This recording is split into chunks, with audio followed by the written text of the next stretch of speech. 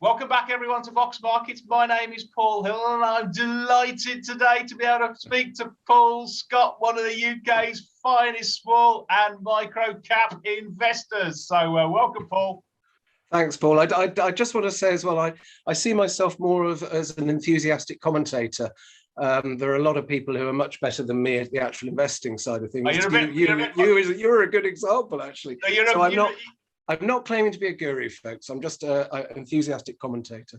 Well, you definitely got the cap to be a micro and small cap investor. Anyway, sort of like just looking at the equity markets, we've had a bit of sort of like wobbles in the smaller end of the company indices, but the major sort of benchmarks have been powering ahead of late. Certainly the S&P 500 and Nasdaq on the back of sort of improving economic data, and also investors looking through the gloom of supply chain and inflation concerns. But what's your sort of view of equities going forward, and particularly in your sweet spot of small and micro caps?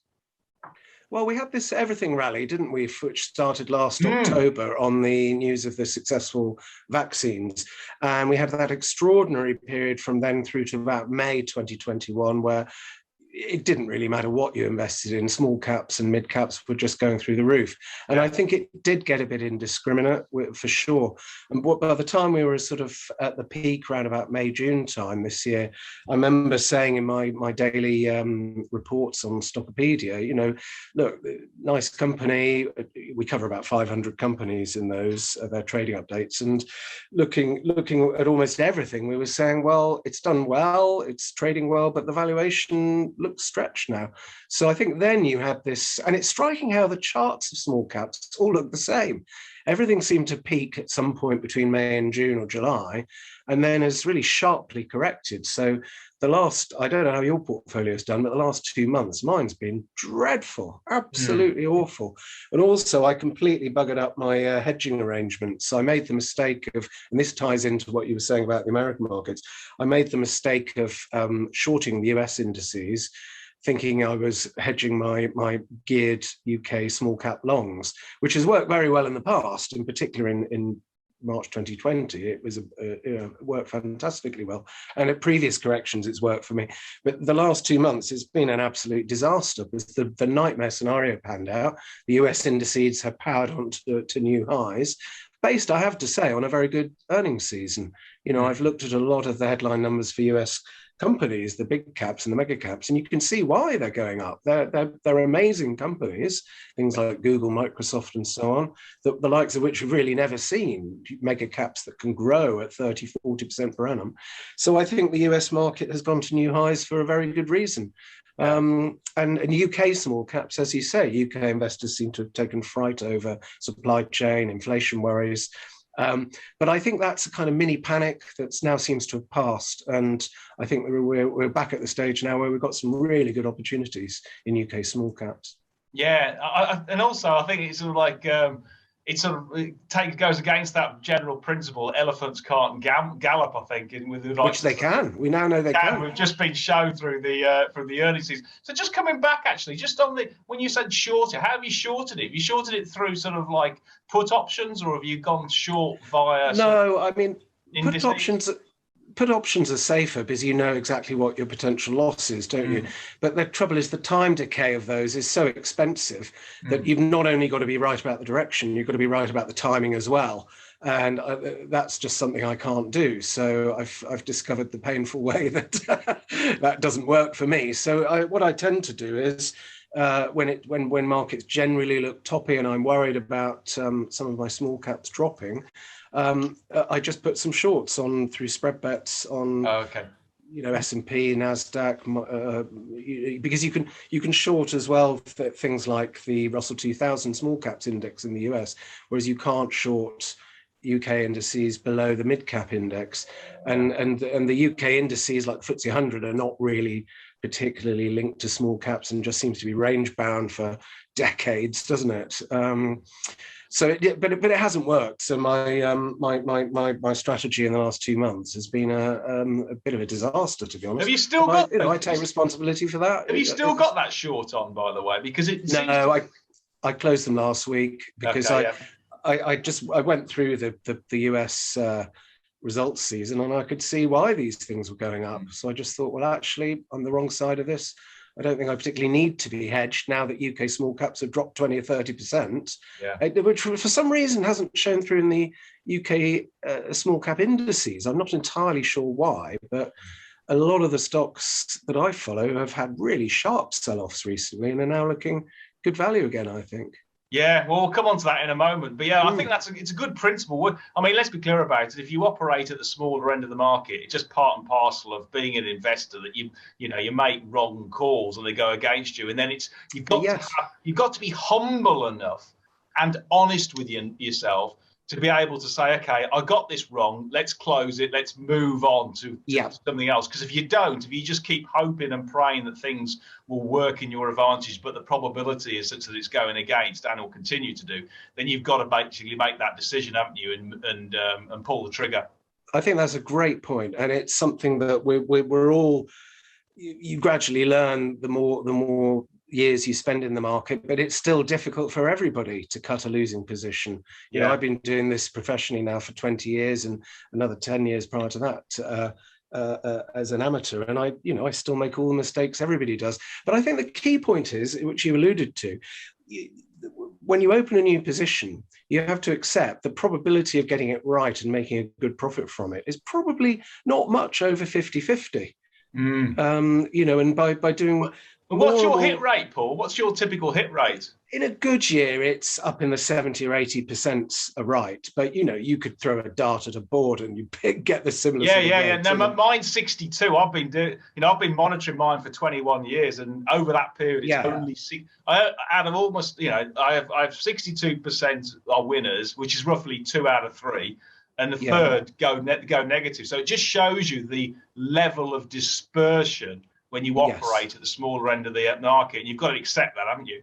Oh, completely. And I think a lot of friends who are relatively new to investing suffer really serious anxiety and stress over positions that go negative. And, I keep saying to them, you've got to expect that. That's part of the game. If you can't cope with something dropping 20, 30, 40%, then you shouldn't be in this game. You have to make The thing is, though, I try and screen out as many losers in advance by not buying them in the first place, because I only I don't really pick speculative shares anymore at all. Well, you let one or two slip through, don't you? Because we're all optimists. but most of and we all like a good story, don't we? What's your mythology then, Paul? I mean, that's a perfect lead into sort of like, how do you? What is the secret behind your source? What's the magic formula that you find some of these beauties? There's not a magic formula. I mean, all I do is I've refined an approach that works well for me and that I'm comfortable with sort of mentally, and it'll be different for all investors. So I'm not saying this is the way to do it. I'm just saying this is what I personally do, and most of the time it works for me. So I look at about 500 companies in only 500. Yeah, but a lot of these things, Paul, I've followed for 15, 20 or more years, So over that, I look at all the trading up, and it's just hard work. I just read the trading updates and outlook statements. You go to sleep at all? Well, no, but I mean, I do find probably spending 7 or 8 hours a day on it. And then if I find something really good, it's like doing a puzzle. It's exciting. You think, God, I could double my money on this. Let's look into it in more detail. So for me, it's just plowing through annual reports, update statements, because I enjoy doing that, And I used to be a CFO for a clothing retail chain. So I know which I did for 8 years. So I know how these things are put together and how the numbers all interact. And prior to that, I was an auditor. So again, I've seen both sides of that. So I'm very much a numbers man. And I just read a lot of updates and accounts. And then every now and I'm looking for things that are reasonably priced, where I'm not having to rely on hoping that sales are going to double or triple. I want something to have a solid base now, and it's got to be reasonably priced. And I like if there's some sort of tailwind, some sort of particular reason why the company's growth plans are taking off. And I like things that are just undiscovered. So turnarounds under new management is a rich hunting ground, where a company that everyone thinks is terrible and has written off is now starting to come good. So and I generally only need 2 or 3 decent winners each year to have a good year. And I typically buy something after doing a lot of research and intending to hold it for a minimum of 2 years. So well, I have seen in your portfolio, you've got quite a high exposure to really an area of your own personal expertise, which is sort of online retail or even just sort of like, retail. Yeah. And you've got sort of like, shares like Boohoo, ASOS, Quiz, Gear for Music, and I think you might have Sosander. I'm not sure, but yeah, I've got Sosander, and Joules as well. And Joules is another one that's shifted online. Yeah, so we sort of quickly run through those. Let's start off with your biggest one, which I think is Boohoo, isn't it? It is. Now, that's been terrible. I mean, that's halved from the peak in the last year. So, and you and I have discussed this, so I'll hand it over to you in a moment. I just think it's a very, very good business with very ambitious management, huge expansion plans. They're opening new automated warehouses to cope with £5 billion a year revenues, and it's currently at about 2 billion. Obviously, supply chain costs are a temporary problem. There's a lot more competition as well. A Chinese competitor, Shein, is muscling in on that sector. But I think overall, it's going to be a much, much bigger business in 5 years' time. And I don't really care what the short-term share price is. So you tell me your view, Paul. No, it's quite an interesting one, because I do know that you've been following Boohoo for how many years? At least 15, haven't you? Well, since it floated, yeah, because I can't remember when it listed, but I knew the people who ran Boohoo back in my days as a CFO of a company called Pilot Clothing. They were our biggest supplier. Right. So I knew them, and I knew they were, very astute rag traders who know the sector inside out, global supply chain. And they realized at some point they didn't need the retailers. They could just sell direct. And of course, it's been a phenomenal success. Well, it does look extremely good value for what it is, because I think they're guiding for the second half to be roughly around about 20% plus like for likes, or growth in all the sort of revenues, and going forward at sort of 15-20%. And they're currently trading, I think, roughly less than about 12 times EBITDA, which I think is about 19 times PE, which if you look at it on a sort of like a 2 to 3 year view is just extraordinarily cheap. It's never been at this level of valuation. You're right. The metrics you mentioned, also price to sales now is about 1 on a forward basis. Now, obviously, as businesses get bigger, and it's got a lot bigger, then you naturally expect it to derate a bit. But I think that the city seems to be fixated on short-term earnings, and I'm quite relaxed about the fact that this year's earnings could disappoint. I mean, the broker forecasts have been lowered a lot over the last 3 or 4 months. But you see, there's a couple of interesting things on that we all know that the supply chain issues are temporary. We don't know when that's going to be sorted. But I'm in this for a 5-year view, by which time supply chain should be normalized, I don't know, sometime in 2022, might even go into 23. Who cares? It doesn't matter. But the other interesting thing is, of the £26 million extra freight costs they mentioned in the last results, 20 million of that was outbound carriage costs. They supply the US from the UK, and of course with the transatlantic flights stopping, then Boohoo's had to pay a lot more to ship to America. But what they're saying is that transatlantic flights are resuming now in November 2021, and they say all those passenger planes obviously carry freight in the cargo in the belly of the plane. So Boohoo's saying the solution is already in hand for that. So I think this year's headwinds are next year's tailwinds. So I think if you're patient, I think this share should do very well. Yeah, no, I'm with you. I mean, if you basically look at it on a sort of like a 5-year view, and they double turnover, which is less than where they're hoping to get to over that sort of period, put on a reasonable level of EBITDA, and only a 15 times multiple EBITDA, and the market's on about sort of 20 times, or was previously on about 20 times. At 15 times, I think you get about £6, and at about 20 times market for multiple, you get well over £8 compared to a share price less than 2. So given this is an absolute massive, big cap, it's actually a super sort of like high growth, cheap AIM liquid stock, isn't it? So it hits lots of it. People have blamed this recurring ESG issue for Boohoo, but actually it's been a sector derating. I plotted the chart of Boohoo against ASOS and a few US right. Let's move on to ASOS, because that has just been battered as well, hasn't it? Been absolutely mullered. It has. I mean, I'm not as positive on ASOS as I am on Boohoo, because ASOS have never really made much money.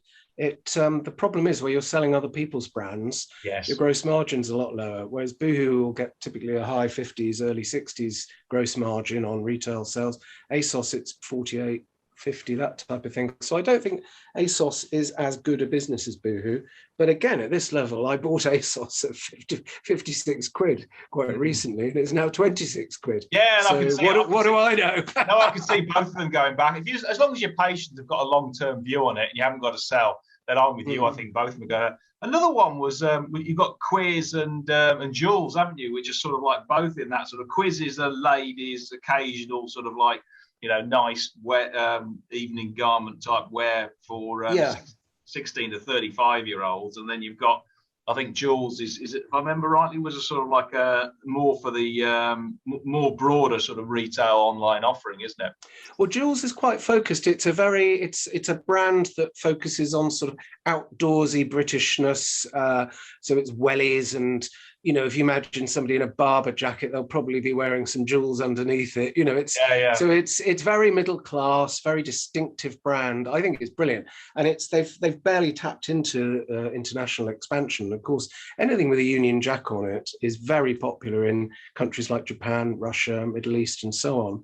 So I think Joules is, again, a very long-term thing. Doesn't look obviously cheap if we look at the numbers, but they shifted. It's on one-time sales, so it is actually not. Oh, okay. As long as they can migrate the EBITDA margins up and get that drop-through rate. Yeah, they've got a big central overhead, which masks how good the business is, I think, because they have a purpose-built facility for design and buying and so on. So it's got a very heavy central overhead. But you see, I think as the business expands, that the operational gearing here could be really good. So it's a long-term thing of a unique brand, really. I don't think there's anything quite like it. Also, they shifted more than half of their sales online before the pandemic.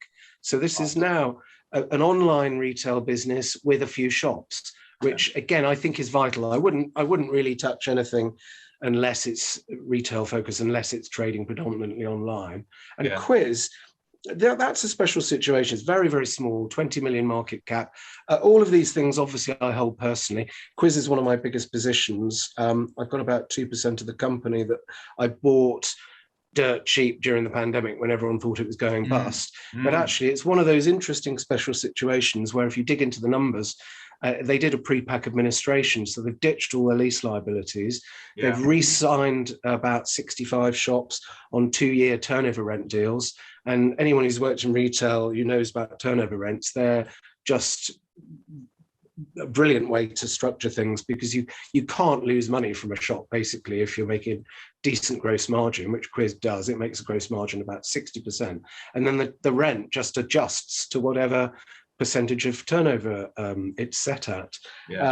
So Quiz's shops are now profitable. It also historically has been good online, and it has got some fresh international growth coming through franchise arrangements. And the family still owns 50% of the company. It floated at around, I think, £1.80-ish or £2 or something like that, £1.60. It's now, it bottomed out at 7p last year. There's been no dilution. So theoretically, the share price could recover at least some of that ground. So I mean, it's on about 15p, and I see just from the multiples, it's still only on to like 4.4, 4.5 times EBITDA, which is just ridiculously cheap. Well, I don't know about that, because the post they did a CVA, you see, and ditched all these leases. So the historic numbers probably won't really be relevant. It's more you look at the current run rate, and they've slashed their costs. They've got rid of these lease liabilities. It should be profitable now. In fact, if you go through that was that was the figure I was using. I was actually using FY23 estimates. Oh, sorry. Yes, I think there is a forecast out from Panmure's, which I think is too conservative. I think they're only forecasting about 70 million revenues. I'm coming through at 80 million, which at 60% margin would be a 6 million more gross profit. So I think this is one, again, situations like this I like, where you've got really, really low ball broker forecasts. And if you've got good reasons to believe that the company's going to beat those forecasts, then that's where your hidden value can be. I mean, I'm not saying it's the best business. It isn't. And it's not, again, not something I want to own forever. But I think my target price on it, and this is obviously assuming they continue trading well, the last couple of trading updates have been very good. They say sales from the shops are almost back to pre-pandemic levels. And of course, what they're saying as well is, so my price target one is between 40 and 50p a share. Wow. It's currently 15p a share, so that's good upside. And as with all of these things, you top slice a bit if they start to get close to your target price. It's not binary, is it? So I'm completely open about that. That's my plan. And I remember just moving on. I remember you talked a lot about Sosander some time ago. Oh, Sosander, that's another one where I got into it far too early when it was far too small and speculative. So my initial purchases on it were a mistake. It had a wobble on the way up, although. If you look at it, I like to look at things with fresh eyes. So every time the results. What's the USP for Sosander? Is it the USP? I mean, it's coming good now. Basically, if you look at them, the updates for the last few months, they've been staggeringly strong. The sales uplift. The USP on it is this is serving an underserved niche of ladies, sort of 30 plus. Their sweet spot is middle-aged women, basically. But it turns out it's got an appeal to a much broader demographic than they originally realised. So it's all about flattering fit. So they design their own clothes. And for example, they've got sleeves. So it may sound silly, but a lot of ladies wear has these bare shoulders that women, middle-aged women, just don't want that look. They want something that's flattering, that fits well. And this is what Sosander's doing. It's got its own unique fit, which once customers discover it and discover what size fits them and so on, they tend to repeat buy from Sosander. And it seems to be doing pretty well recently as well. Oh, the latest update. If you look at the last 2 or 3 updates, something happened in March 2021 and the sales growth has gone through the roof. So I think it's now currently probably already profitable based on just putting some numbers into a simple spreadsheet. So the position at Sosander, if you haven't looked at it recently, you ignore everything you thought you knew about it because everything's changed in the last 6 months. So it's worth, again, look at it with fresh eyes. And I think you can see this is a very promising business. They've got deals with Next, M&S and Marks and Spencer's, who all approach Sosander and said, we love your gear. We'd like to sell it on our marketplace websites. And that's where a lot of the growth is coming from.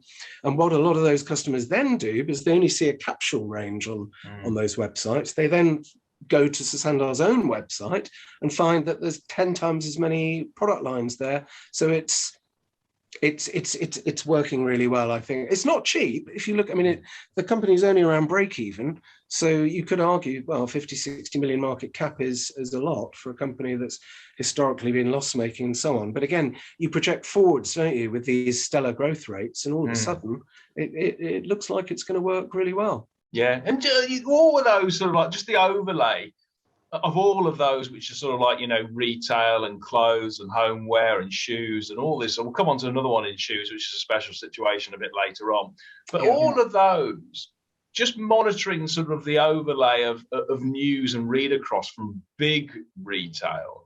Did you notice the very encouraging statement from Next last week saying that essentially they were seeing a significant increase in higher priced purchases as people go into Christmas and have ordered early? So if they're not a unique, I mean, there are a lot of the market. If that's the situation whereby consumers are paying more for high priced goods, that presumably means there's going to be less product that needs to be disposed of at distressed prices in the New Year sales. And therefore, despite the higher inflationary costs and freight costs and supply chain problems, actually the Christmas period, the festive period, could be elongated for a lot of these online retailers. And actually they come away with it, not a lot of them doing a lot better because their margins are much higher.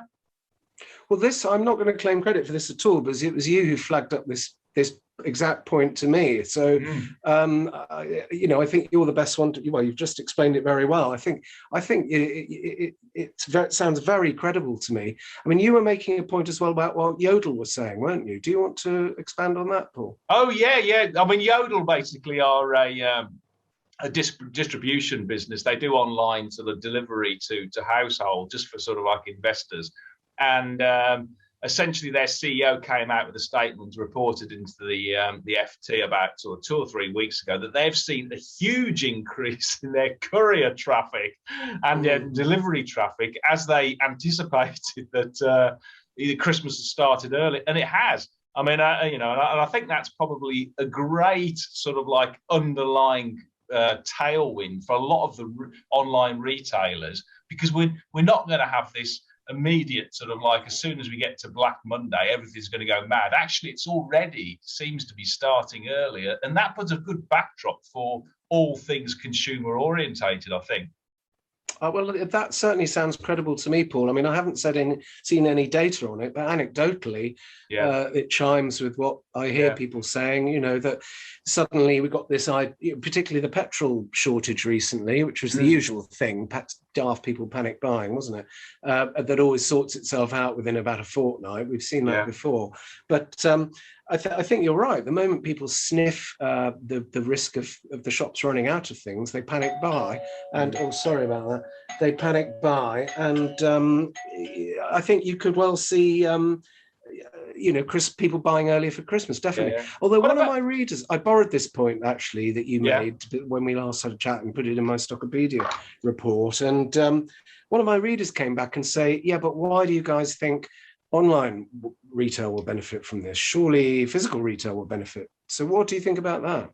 Well, if the delivery boys are already seeing a pickup in online delivery, it's definitely helping the retail guys, the online guys, that's for sure. Yeah. In terms of footfall for the shops, that's interesting, because there's definitely been a pickup in out of town stores, in the big shopping centres, no doubt about it, but less so specifically in high streets, particularly those ones which are more city orientated. So London's still, it's coming back, but not there. And likewise with the likes of Birmingham, Manchester, Glasgow, Edinburgh, all these kind of places, the footfall hasn't yet. I mean, they might not quite see the same rebound as the sort of the shopping centre traffic, I'm guessing. And I think I read, I can't remember which company it was now, I think I read somewhere that it might have been The Works, or one of those smaller physical retailers, was saying that footfall's still well down, but the average basket size is larger. So they were saying people are coming into town. Oh, it might have been Card Factory as well who said this. They're saying people are not coming into town as often, but they're buying more when they're there. But I think your point about the city centres, I mean, they are still definitely, the footfall figures and the industry figures are still saying, city centres are still well below, aren't they? Because so many people now are still working from home, or coming in Tuesday, Wednesday, Thursday to the office, and maybe working from home 2 days a week. Yeah. What about those companies, say online retailers, which have benefited a lot during the lockdown, more online? So the Gear for Music guys and the Angling Direct guys.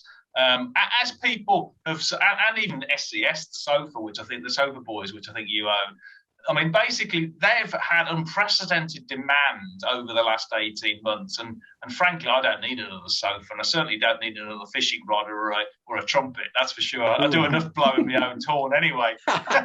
Very good. but that was just anyway. So you've got those three.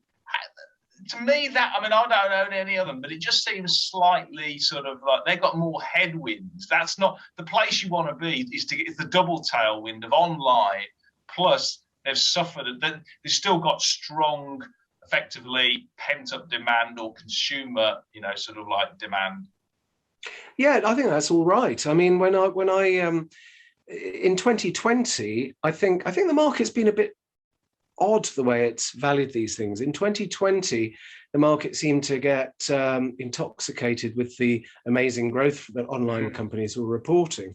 And then a lot of them, including, I think, Gear for Music, said, look, we've had a one-off benefit, expect slower growth rates next year, so which is now this year, obviously. And so Gear for Music, which I've got a small position in currently, they did say the broker was guiding a big reduction in earnings in calendar 2021. I think the year end might be March, so that'd be 22 year end. So it was all priced in, but the market then seems to have been surprised when growth rates slowed right down this year. But wasn't it obvious? I mean, I think the way I look at it is a lot of the averaging these things out. I would say a lot of companies reported, online retailers reported, say, 40% growth in 2020 and are now down to maybe flat or 5 or 10% growth this year. So you average it over the 2 years. Yeah. And to me, that is still 20-25% per annum structural growth. So logically, to my mind, you're probably then going to get back to 20-25% growth in 2022. So and that's another reason why I think these things, having a lot of them halved in price, like Boohoo and ASOS, it's probably now that would be the time to be getting excited about the valuations. Yeah, the market seems to have treated them almost as if they've gone X growth. Although I should say with Boohoo, it doesn't split out growth by brand. And although the aggregate growth might still be 20-25%, a lot of that is probably going to come from Debenhams and the new brands. So the organic growth in the core original brands could be quite low now. So in a way, I can see where the market's coming from on derating it. But on the other hand, to me, growth is growth. I don't care if it comes from the existing brands or bolt-on brands. Yeah, no, I'm with you. And also there has been definitely a fundamental change. And my two daughters shop a Pretty Little Thing and they wouldn't even ever consider going in a store anymore. It's just basically, yeah, no, absolutely. And they're mid-20s. It's just basically forever, other than they want a nice coffee and maybe have a bit of a sort of like a meet up with their friends for an evening sort of meal, or go out to a pub in the city centre. Then essentially, most of because they're conditioned, the younger demographic conditioned seem to be to that if they have to return, they have to return, and that's it, sort of like, the products. Now, moving on to sort of some reopening plays. So now you've picked up Revolution Bars as well, which is quite an interesting one because that's been through the mill, obviously with a lot of the debt reduction. But as we all go out and actually celebrate, particularly at Christmas, and their like for like should just moonshot, and they should really see a strong rebound, I would have thought. Well, that's it. I mean, it's not something, obviously I've been long of this right throughout the pandemic. So I've been long and wrong, which is, but it doesn't matter. The point is you look at the fundamentals today. Yeah. Is it worth holding or buying right now? And also with this one, what I've tended to do is buy, increase my position size 30-fold at the low. So it only has to rebound about 20% and you've got all your money back. Yeah. So it was never going to go bust. Shareholders have supported it in 2 placings at 20p. Again, this is one to take a fresh look at now. It's paid off all the bank debt. I mean, the lease isn't, they're not debt. So this IFRS 16 stuff, I just ignore. And it's now got net cash, I think, of about 3.5 million.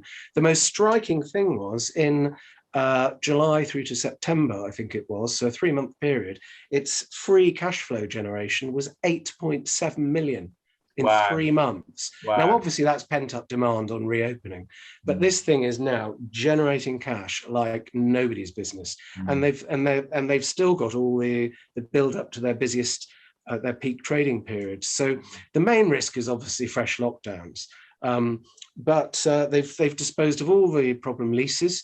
They did a CVA, so all those historic property problems are gone. Very high gross margins in the 70s. Where are the actual pubs, Revolution Bars? Are they in city centres? Yeah, generally they've got about, I think, how many have they got? I think, I can't remember, it's 70 or 80 sites. They're big sites. They're late night bars, so they're not competing with the pubs as such. Yeah. They make all their money basically on Friday and Saturday night late, and on the student nights midweek. And so it's mainly in the big towns, essentially. Mainly in the big towns, yeah. So they've still got that tailwind to come, because they will return, because people want to go. Yeah, they haven't got any in London. I think there's only one in Leadenhall, I think. So they're not particularly exposed to London. But yeah, it's the larger cities. Manchester is their most profitable site. But yeah, their like-for-likes now are way ahead of pre-COVID trading. So they're doing very, very well. And another small bars group, Nightcap, put out very, very strong like-for-like figures last week. So a lot of people are starting to look at that one. One which was another one which is sort of reopening trade that I frankly tip my hat to you, because you spotted it, you alerted me to it, when you were writing about it at about 20, 30p. And Well, I'm just coming on to that, and I had a really good look at it, and I thought, oh, you know, I'm in an hour, and I was nearly there, but I just thought, I'll bolt it. Wrong decision, because I think the shares are about £2 or £3. Is Saga? Can you take us through that? How you saw it? Oh well, I mean, that must. I don't think it went that low, Paul. But or you might have been. It did do a 15-to-1 share consolidation. So, okay. But yeah, I mean, but Saga, I think, I mean, it's come back a lot. It's very volatile, this one, and I think it's at a very, very compelling price right now. So I'm buying more. It's basically an insurance business it looks after. It's an elderly brand which came out of insurance, didn't it? With Saga, sort of. Yeah, but also does a cruise ship holidays now. Well, it's got it's insurance and travel. It's got those are the two main divisions. But it's a very, very well-known brand. Saga is for the over 50s, which has been going for many, many years. Lost its way when the original founding family handed over to. They sold it for private equity, who did the usual, geared it up and milked it for cash. So it's a tarnished brand. But the founder's son, Sir Roger De Haan, came back, cornerstoned. He put in 100 million of his own cash in a fundraising last year, which did cause dilution. I think of about an additional 50% of shares were issued. Then they did the 15-for-1 consolidation. But the interesting thing is, the insurance division is just a reliable cash generator, and that more than covered the losses for the travel division during COVID. So the business was never under any threat of insolvency. And they've done a fresh bond issue as well. They've rescheduled they bought these they commissioned two brand new cruise ships for about £700 million. Really unlucky timing, just before the pandemic. That's what put me off, to perfect honest. I wasn't sure whether it was going to sink the company, with this. No, it wasn't. But the thing is, I looked into all the covenants and all the detail on the loans, and basically the lender was very, very accommodative and suspended all the capital repayments on the cruise ship loans until June 2022. Who was the bank behind that one? I don't know. I think it was some specialist division of HSBC or something like that. Yeah. But I looked them up, and it might have been something different branded, and they were lending to lots of large cruise ship companies. And of course, they weren't going to recall the loans. The last thing they were going to want to do is repossess a load of cruise ships that were in Tilbury docks. So it was always going to be it's like Carnival Cruises. They've done a similar job on their liquidity is fine. The lenders want to help because they can see the ships are going to resume again. They are now trading again. Those ships at Saga, when conditions normalise, will be generating 40 million a year EBITDA each. Yeah, and you'll probably be going on holiday, I guess, just to test them out. I am next week. Oh, you okay? Yeah. Well, you have to, don't you? Have you made so much money? You've got to sort of like. Well, no, I'm going to say I ordered a new car and booked all these holidays back in June, and I wish I hadn't now because I've lost all the money.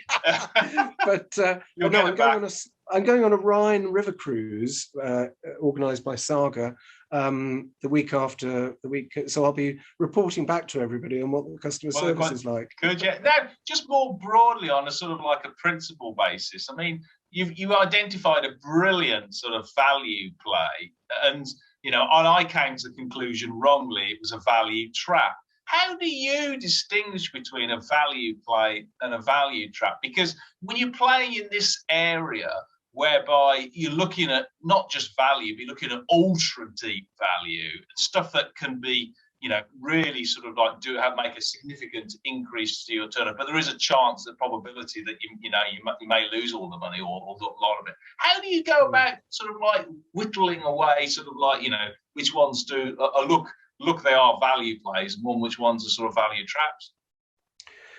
Well, it's difficult to answer that because every situation is unique, isn't it? Okay, well let's use one then. Let's use one then, because you've got another one which is really quite. I'm sort of more your value trap here, because it's a company you've got it, which is Gulf Marine Services.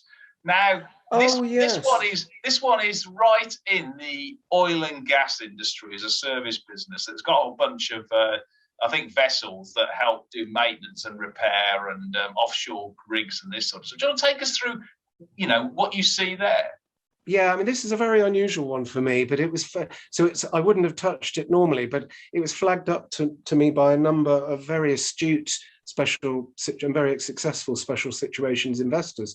So, and I crunched the numbers myself, and I think they're right on this one. So it owns these 13 vessels for servicing oil rigs and wind farm turbines. They're sort of self-supporting mini oil rigs almost. And then, anyway, it's got masses of debt. So the problem here is the debt normally would completely repel you, but they're facing now very favorable tailwinds in that they've got contracted revenues on all these ships. They're rented out for sort of typically $36,000 a day for one of, but the contracts are expiring and the daily rates are now shooting up because there's now a shortage of these things.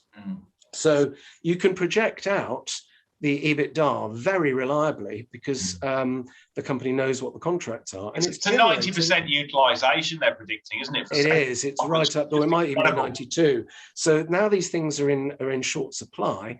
The oil companies and the wind farm operators are desperate to book them.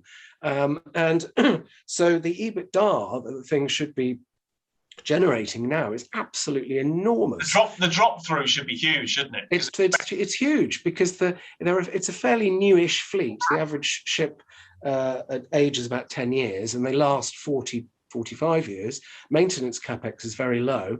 Management's already renegotiated the bank debt very favorably once, and there's another renegotiation due towards late 2022 when it should go back onto normalized interest charges, at which point all the benefit of that flows through to equity.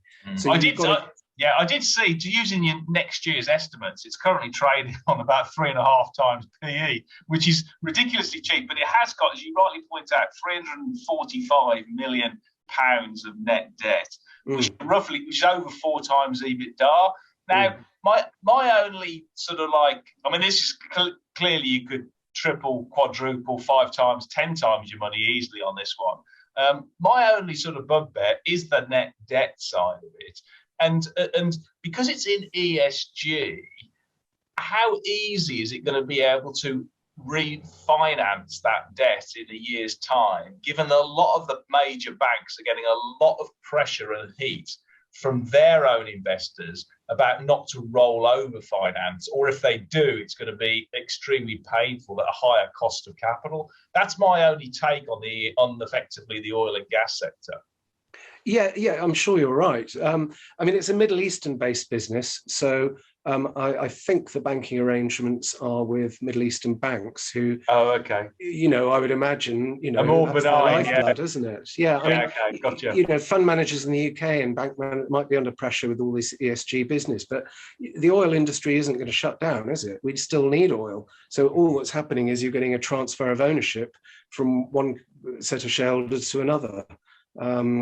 And I think because they service wind farms as well, there's a story to tell there, isn't it? Yeah, you're right. Yeah, I wouldn't bet the farm on Gulf Marine Services. I think it's one where particularly it's not an area I know anything much about. That's an interesting point. That is what you just mentioned, because when it comes to sort of portfolio construction and getting that relevant sort of diversification and expertise, you just talk us through how, if you've got something a bit more speculative that is very, very high risk, but equally extremely high reward and is a effectively positive NPV, how you go about sort of sizing that and putting it into your portfolio.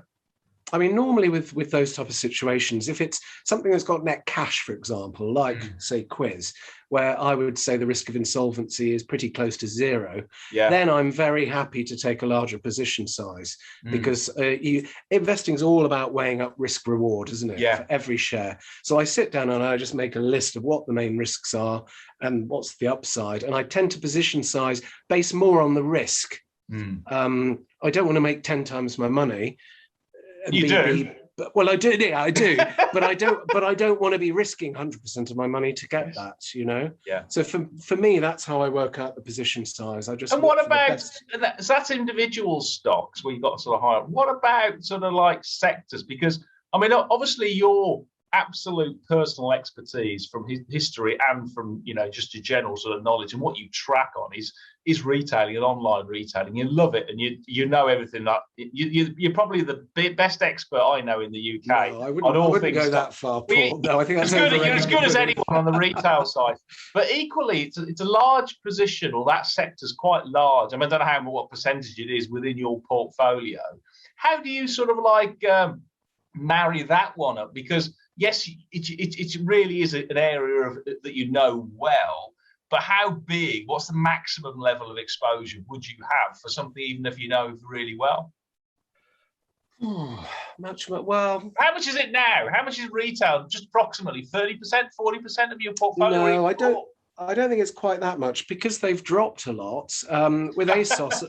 Well, it kind of solves the problem for you, doesn't it? Okay. Things halve in price. It's reweighted, rebalanced it for you. It's a smaller problem, isn't it? So no, with ASOS, I did sell about a third of them. So I'm not tempted to add any more to ASOS, because I just feel, I don't want to chase it down, and I'm more confident with Boohoo. So I have bought more Boohoo at around the current levels. They've also solved that American legal claim. I don't know if you saw the news. Was last week, wasn't it? That's one less thing to worry about. Yeah, but regardless of individual stocks, just the sort of sector for retail or online retail.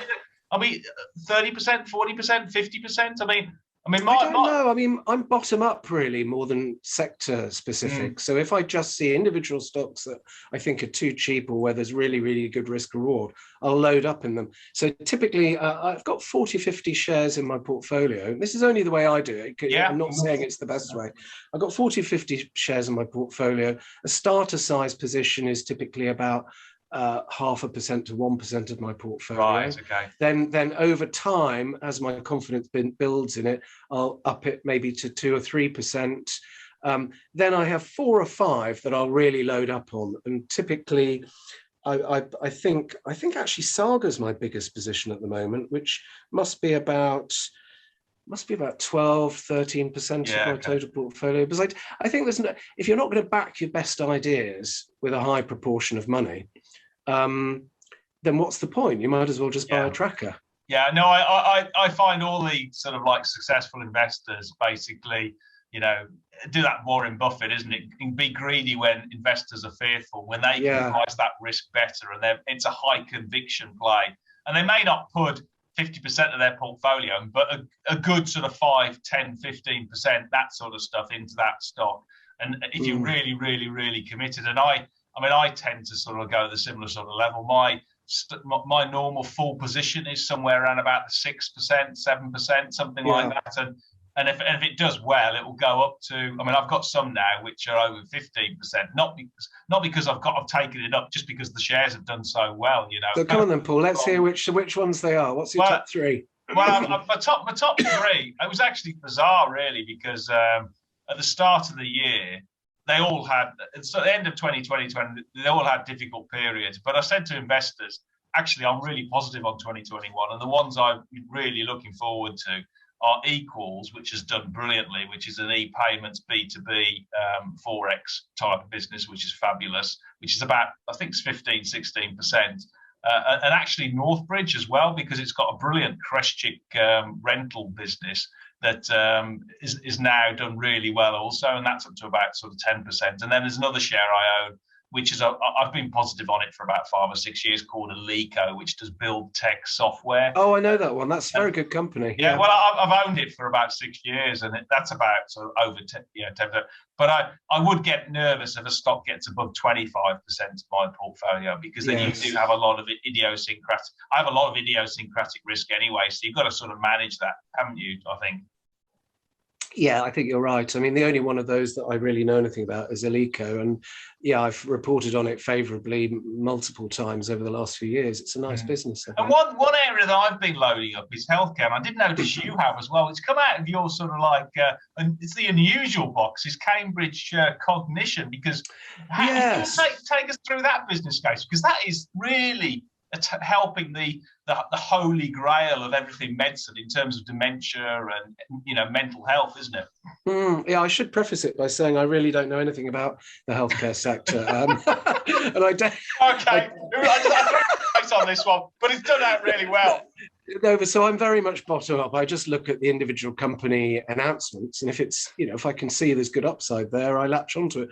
So Cambridge Cognition, serial disappointer, been listed for quite a few years, bumping along with about 6 million a year revenues. Several false dawns where it's got one-off orders and it's come back, losing money continuously. So on the face of it, pretty rubbish.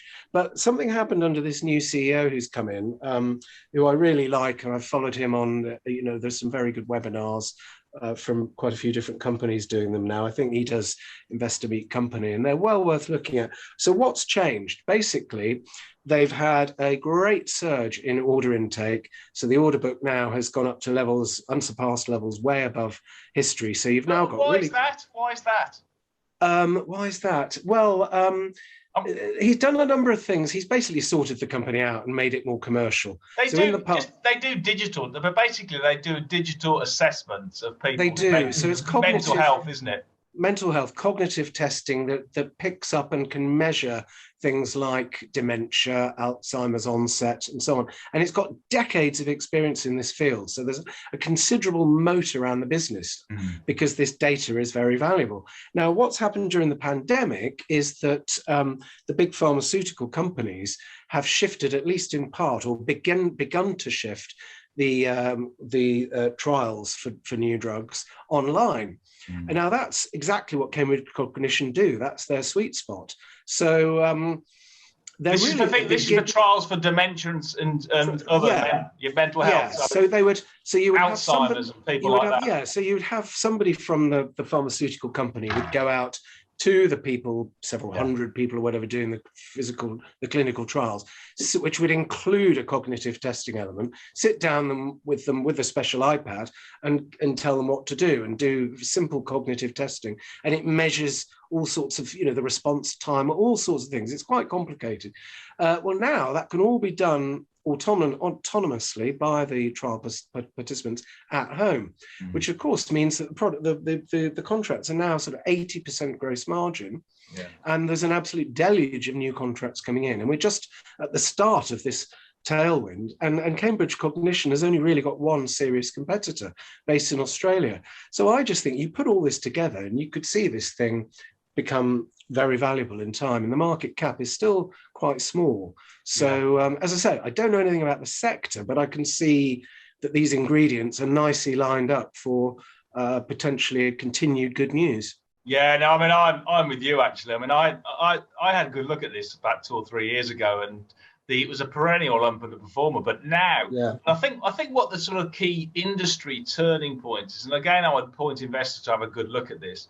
The biggest drug maker for Alzheimer's and for dementia is a company called Biogen, which has just had quite a controversial drug but approved by the FDA, and it could be a blockbuster. And then you've got Eli Lilly also coming in with another one with phase 3 trials. But what this means for the first time ever is that the big pharma and big biotech are getting there, and obviously the pun, getting their head round creating drugs and new treatments, new medicines that actually can solve this whole problem about aging, dementia, Alzheimer's, Parkinson's, all this sort of stuff. And if that's the case, which I've never been close to, you're going to get a deluge of drugs entering phase 3 clinical trials. Now, if you're running a phase 3 clinical trial and you want to actually assess whether the efficacy of a drug to see whether it's working before it happened and after it happened, you need to basically test the patient who's got Alzheimer's before. They give them the drug, and then you need to test them afterwards. Yeah. So if they really do have a big, as you say, economic moat around that with a USP, that could be frankly a huge multi-decade winner. Yeah, no, that's a really good point. And also, I think the other thing is the apparently cognitive testing is becoming part of the standard trial tests for all sorts of drugs, just to make sure that something doesn't fuddle your head if it's, say, I don't know, something for treating a heart complaint. Yeah. So this thing's got really wide usage, and I believe it's only a very small part of the cost of doing overall drug trials. So, but Cambridge Cognition have relationships and sell to all the top 20 pharmaceutical companies already, apparently, Yeah, yeah. on a small scale. So I think this thing's got a really good growth runway, and we're not just basing this on speculation. We've got the figures. The order book is going through the roof. Yeah. So you've got really good visibility as well. And it's now, I believe it's now profitable as well, because they've stopped a lot of the speculative stuff that the old management were doing. And the new guy running it is just very focused, very commercial. And that's often what you need, isn't it? You've got all the boffins doing the work and who are amazing and all the rest of it. But it does need a commercial CEO to make sure the thing actually makes some money. Yeah, I could do with the test myself on stock picking, I think, to certainly start helping me take my natural impulsive nature. But moving on now, to just take us through best of the best, because again, spot the ball isn't something that would strike me as a great investment, but I know you really like this company. Yeah, well, I thought it was an interesting one for us to talk about, to show the risks of something that can go suddenly and badly wrong. Yeah. So, I mean, it's a stock I held for about 8 years, from £1 up to £34. And so you did pretty well. Yeah, so I thought it was only a small position. It's so funny. Well, it wasn't by the end. It was a big position. It's often the things you least expect that suddenly explode upwards. But this one did phenomenally well during lockdown. It pivoted from airports to online. I won't go through all the basics of it. Basically, it overshot on the upside. What we got wrong on this, luckily I did sell most of them on the way up, but like an idiot, I bought them back when it was halfway down, and I'm nursing a hefty loss on that. But I've averaged down on it because it's now down to about £6. And I think risk reward now is very good. There's management, it's a lesson in operational gearing. So basically they do these online supercar competitions. Every additional ticket sold, about 93p in the pound, goes straight to the bottom line. Right. So we got amazing operational gearing from it during lockdown, but the growth shuddered to a halt after lockdown, which really should have been obvious and predictable. But I think because management told us that wasn't going to happen, we all kind of believed them, and they got it wrong. Also, they dumped a load of stock onto institutions at 24 quid a share on the journey down to £6 a share, which began a couple of months later. So they've lost their credibility, to be honest. They do look cheap, though. They're trading on next year's earnings of about sort of like 10.5 times PE. Yeah, and their management have got a lot of levers they can pull, because all the costs, most of the costs are discretionary, things like marketing. Yeah. They've got more competition now. Companies like Omaze and Aspire have copied what they're doing effectively in different formats. So they're having to pay a lot more for online advertising. So that's one thing. And the second thing is the growth rate shuddered to a halt and went slightly into reverse, not by much, only about 6% lower, but put that together with the higher costs of marketing, and it smashed their profits. So really, this one is a lesson in always keeping in mind what the downside risk is at very high margin, gross margin companies. So I got Mr. Market gave me a pretty severe kicking on that to remind me of how operational gearing works. I've had plenty of that, so we're all in the same camp, no doubt about it. Now, last but not least, is certainly a company, or effectively an investment trust that you've talked about, is Electra Private Equity, that I think has just demerged its TGI Fridays franchise into a separate company. Do you want to take us through that one? Because that's a real special situation, isn't it? It is. Again, it was. I didn't. Somebody flagged it to me who's a very successful investor in special situations. I did all my own research and thought, bloody hell, this is a really good opportunity. And so it owns two businesses. It's a wind-up of an investment trust. There are two remaining businesses. The UK operations of TGI Fridays, the well-known casual dining chain. And the other bit is a smaller operation, Hotter Shoes, which both businesses restructured in the pandemic. They've now split it. So the demerger happened last week. So the TGI Fridays business is now in a new co called, which listed last year as Hostmore. The ticker is MORE. Now that's the bit I think is really interesting, because there's a very good note from Numis, but as you know, getting hold of Numis notes is practically impossible. But there's also a note from Edison that I think largely replicates it. Yeah. And it's very straightforward. The business is the wrong price.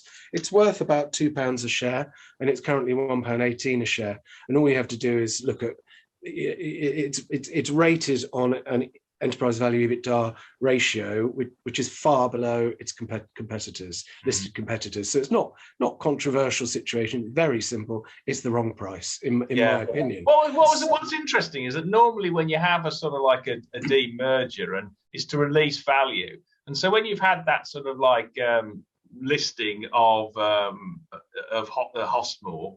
Hostmore, then and separation last week, the shares actually, the market cap's decreased by 10%. It's sort of bizarre because it's gone against what everybody thought. Something bizarre's happened there. Well, it's been a shambles. I mean, I'm really critical of Numis, who've done this demerger, because they've managed to extract £11 million in fees. Now, I appreciate that will have gone to a variety of advisors, but to my mind, and the market cap of the thing was about 200 million. But even so, just to do a bloody demerger, all you're doing is splitting one listing into two. I mean, how the hell can you get to 11 million fees? So anyway, I'm going to speak to the company next week, because obviously, you've got to give a right to reply where you're critical of companies. And I do rate the management of Elta. I think they've created a lot of shareholder value. But I think for some reason, the broker clearly hasn't drummed up any buying interest. They've not said anything to private investors, which of course is going to be a big market for consumer-facing shares, particularly small caps. So Numis, I think, are utterly clueless. I think they're disdainful of private investors. You try getting into a company meeting at Numis, it's impossible. They actively exclude private investors. So why anybody would choose Numis as their broker for a small cap, I have no idea. They won't be getting a Christmas card from you this year anyway. They won't, and I won't be getting one from them. But I think, but anyway, it's created an opportunity to my mind. Hostmore, I went through on the flight back from Madeira last week, I went through the Numis note, and it's very, very obvious this share is the wrong price. Yeah. So I think you've currently got some sort of dislocation where people have started selling for whatever reason. I don't know why people would sell, but they are. And you've got a dislocation, but that will come through the washer, and you should logically end up in a year or two's time with Hostmore being £2 plus a share. It's a very good business. Yeah. And everyone keeps saying, oh, TGI Fridays a boring, tired old brand, whatever. Look at the numbers. It's a massive cash cow. And they're rolling it out. They've restructured during the pandemic. They've got a second brand that they're developing, which they've started to roll out. They've only got 2 sites called 63rd and First, which is called TGI's for grown-ups. So it's a more cocktail type focused business. Management are very ambitious. They're doing drive-through, and delivery is starting to take off as well. There's so many good things about this Hostmore business. I think it's an absolute undiscovered gem. So I love that one. And nobody's heard of it.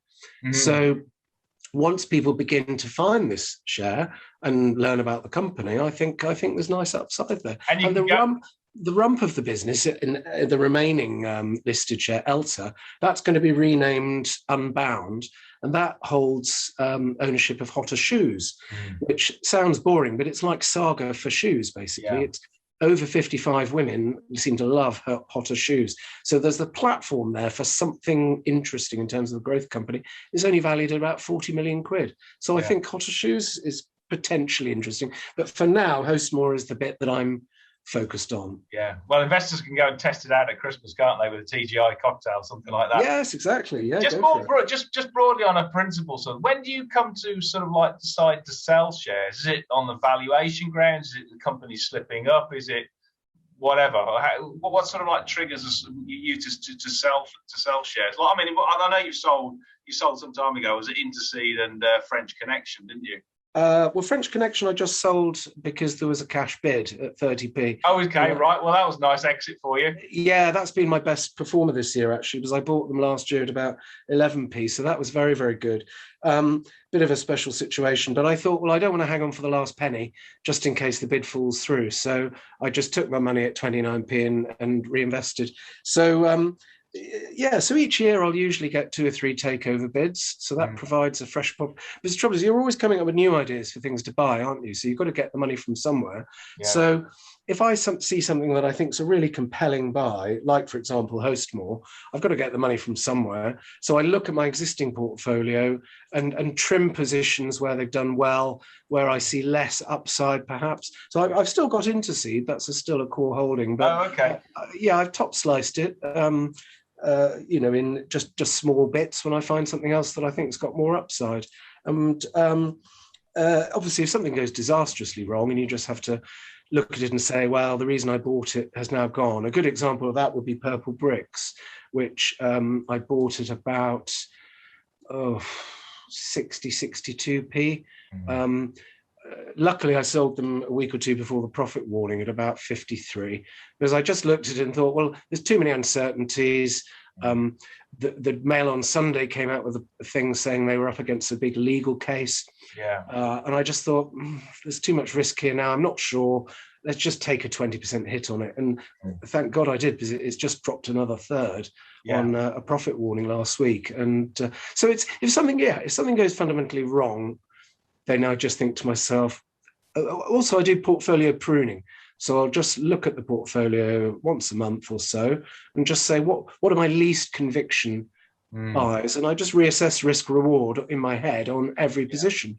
And if I'm things I'm less enthusiastic on, I tend to just trim them. I don't tend to kill positions completely.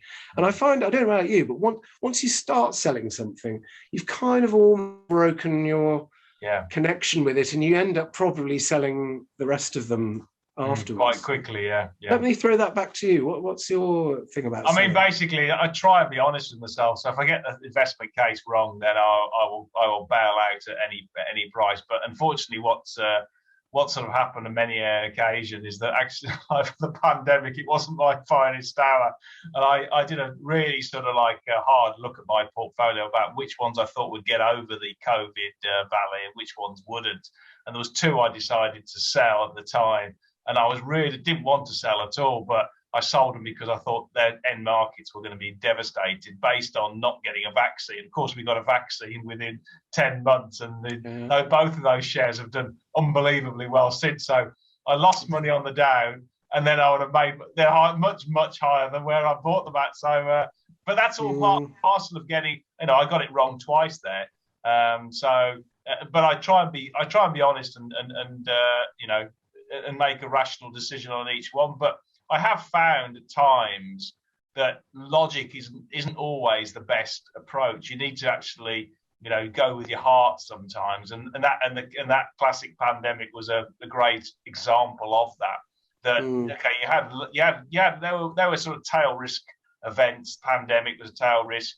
Central banks coming out with such unprecedented support, unbelievably strong, which was unlikely, and then getting vaccines within 10 months compared to some people saying 5 or 10 years was just an upside. So there was lots of really sort of different moving parts last year that if you were guided solely by your head, then you missed out. I mean, Warren Buffett was the same. He sold airlines right at the bottom, and there was people sold banks and this sort of stuff. So, there was lots of stuff that you just got to basically say, I got it wrong, and I got it wrong twice, and but don't get disheartened by that, because you've got to learn, and then you can sort of move forward. But I think it's big of you to share that, because I think most people love talking about the things that went right, but I think we learn more from discussing things we got wrong, don't we? And you can only base things on the current logical situation, as you say. But I think I find as well, particularly over the last 18 months, it's vital to keep reassessing, isn't it? And saying, look, something's changed. When the scale of the government support came through at the beginning of the pandemic, I looked at the numbers and I thought the amount of money they are throwing at this. The deficit at the time looked like it was going to be 15 to 20% of GDP, which would never happen before in peacetime. In 1990 recession, it peaked at about 10% of GDP, the government deficit. Same in 2008. So to go up to 16, 17% this time round, there was no way the economy was going to go into a depression with throwing that amount of money that they printed, the whole lot. Rishi Sunak did 400 billion of QE in March 2020. So all this stuff about government debt spiraling out of control is total nonsense. Anyway, well, thanks very much, Paul, for your time, and I'm with you. I'm actually quite bullish on 2022. So I think that's in this, and there's plenty of good opportunities in the small and micro cap sector. There may be less so in sort of the big end, which has held up a lot. But certainly, if you sift through some details, and I would encourage investors follow Paul on Stockopedia because he certainly does a very, very good commentary, expert in my view. And highlights lots of really good, interesting ideas for people to follow up and do research themselves. So thanks again, Paul, and look forward to touching base again going forward. Yeah, thanks, Paul. That was great fun. Bye, everyone. Cheers, bye.